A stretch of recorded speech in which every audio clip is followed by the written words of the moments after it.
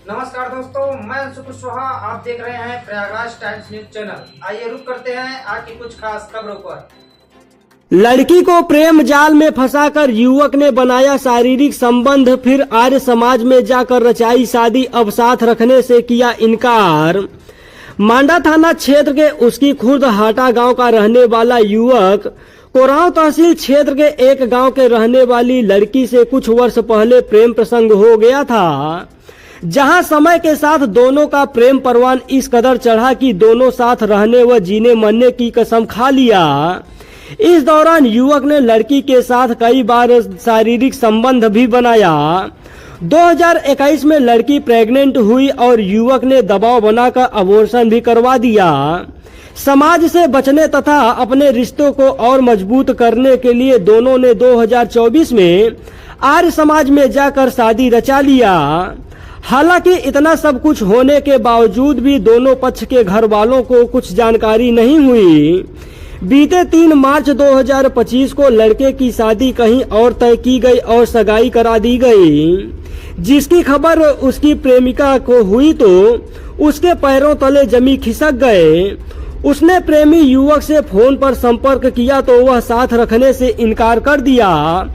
लड़की का आरोप है कि लड़के के घर वालों के द्वारा पैसा वसूलने का आरोप लगाते हुए उसे बीते दिनों मारा पीटा भी गया था। अब पीड़िता न्याय पाने के लिए दर दर भड़कने के लिए मजबूर है। 8 में पढ़ रही थी, तभी से आकाश सिंह नाम के एक व्यक्ति से मेरा मतलब संपर्क हो गया। ये कहाँ के रहने वाले हैं आकाश सिंह? उसकी खुर्द हाटा मांडा प्रयागराज से। मांडा के रहने वाले हैं। हाँ जी। तो उनका यहाँ पे उनके फूफा हैं, उनकी फुआ भी मतलब फुआ की शादी हुई है आपके गांव में? हाँ सर। तो वहाँ पे उनका आना जाना लगा रहता था, तो वहाँ से मेरा संपर्क हो गया।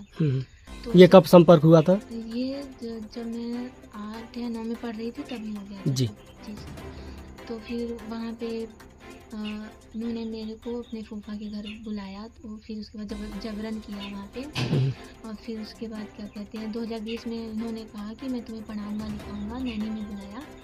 वहाँ पे कुल मिला के ये कहा जाए कि आप दोनों प्यार के संबंध में आ गई थी बचपन से ही।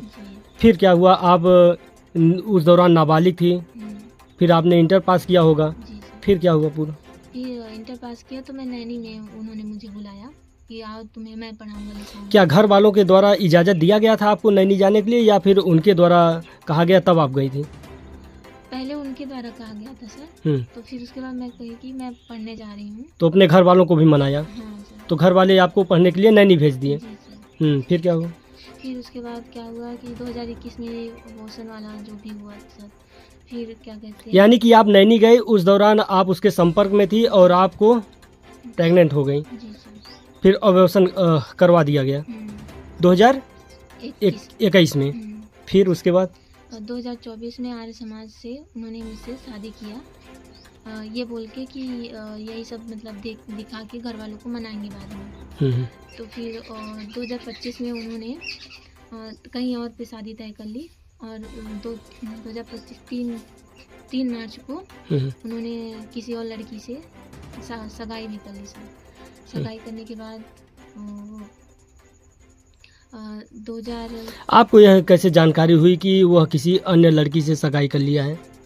सर उन्हें उनकी पहचान के ही हैं, उनके मतलब रिलेटिव, तो उनसे ही पता चला मुझे कि उन्होंने सगाई कर ली है। सब मेरे पास फ़ोटो भी आई थी। फिर उसके बाद उन्हें पता चला कि ये इसके पास तो सर्टिफिकेट है, ये तो मतलब मदद मांगेगी सबसे। तो वो फिर आ गए मेरे यहाँ रूम पे। तो उन्होंने सर्टिफिकेट मांगने के लिए बहुत ज़्यादा कहा कि मैं बवाल कर दूंगा, नहीं तो यहाँ से निकलो ऐसे वैसे। तो मैं वहाँ से मतलब निकली। तो निकलने के बाद मैं कही कि मैं सर्टिफिकेट नहीं दूंगी। तो इसी चक्कर में फिर उसके बाद उनके घर वालों ने बोला कि दोनों को जहाँ देखेंगे वहाँ जान से मार देंगे। तो इसी में हम लोग बाहर। क्या जब आप लोगों ने आर्य समाज से शादी किया तो आपके घर वाले या उसके घर वालों को यह जानकारी हो गई थी? नहीं। फिर कैसे उनके घर वालों के द्वारा यह बोला गया कि जहां आप दिखेंगे आपको जान से मार दिया जाएगा? सर ये 2025 में उनको जानकारी हुई है जी। तभी क्या कहते हैं 16 तारीख को, जब 16 मार्च 2025 को जब वो मेरे पास आए हैं तब क्या कहते हैं उसके पहले उनको जानकारी थी। उनको जानकारी हो गई थी 25 फरवरी से ही। तो अभी वह दूसरे लड़की से सगाई कर लिया है। तो आप मामले को लेकर जो सक्षम अधिकारी हैं या जो स्थानीय पुलिस प्रशासन वहाँ पे नहीं शिकायत किया?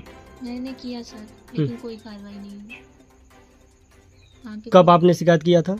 मैंने किया था 21 मार्च को। 21 मार्च। जी सर, 21 मार्च को मैंने शिकायत किया। लगभग एक सप्ताह से अधिक का समय बीत गया है, अभी उस पर कोई कार्रवाई नहीं हुआ। कोई कार्रवाई नहीं। तो जो नात रिश्तेदारी हैं या जो गांव के लोग हैं उसके द्वारा कुछ दबाव नहीं बनाया गया कि जो हमारी शादी हो चुकी है और वो किसी अन्य लड़के से शादी किया जा रहा है? तो फ़ोन करके बोला गया सर, तो वो कहते हैं हम इस शादी को नहीं मानते हैं। और वो लड़की ब्लैकमेल करके शादी की थी, बहुत उल्टा सीधा उन्होंने बोला। फिर उसके बाद बोला कि 20 लाख, अगर लड़के ने भी 1 मार्च को बोला था 20 लाख मेरे घर वाले मांग रहे हैं, दे पाओ तो ठीक है। यानी शादी होने के बाद वह दहेज की मांग कर रहे हैं, कुल मिलाकर 20 लाख रुपए दो तो अब हम आपको रखेंगे। जी सर। फिर उसके बाद कह रहे हैं कि लड़की भी सही नहीं है और हमको पता है कितने गरीब है, ये लोग दे नहीं पाएंगे, तो इससे अच्छा कि मतलब शादी उदी नहीं करें। किसी भी कीमत पे ये लड़की मेरे घर नहीं आएगी, चाहे मुझे पुलिस प्रशासन को 20 लाख 30 लाख जितना भी देना पड़े, मुझे मंजूर है, बस ये लड़की मेरे घर नहीं आएगी। जब आप अधिकारियों से शिकायत किया तो क्या कुछ उनके द्वारा नहीं सर, रिएक्शन या कार्रवाई की गई? नहीं सर, कोई कार्रवाई नहीं की। कोई नहीं कार्रवाई की गई। नहीं सर। तो अभी आप क्या चाहती हैं? अभी हम चाहते हैं कि जो अपराधी है उनको सजा दिलाया जाए, और या तो मुझे उनके घर वाले एक्सेप्ट करें। जी जी सर।